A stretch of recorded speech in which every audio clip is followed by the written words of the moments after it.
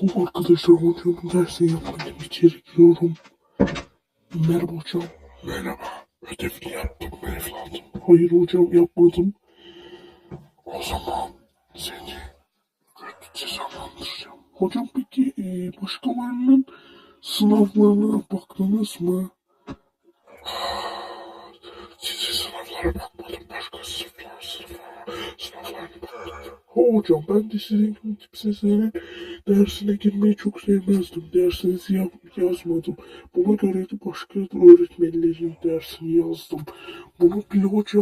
Sen derdin bizim için daha küçük. Sen bir orospusun. Ah be. Derslerden kaçalım. Bir dakika. Sen izliyorsun. Yaptığın videoları izliyorsun. Boş geçiyorsun. Bari bir abone bir like at be.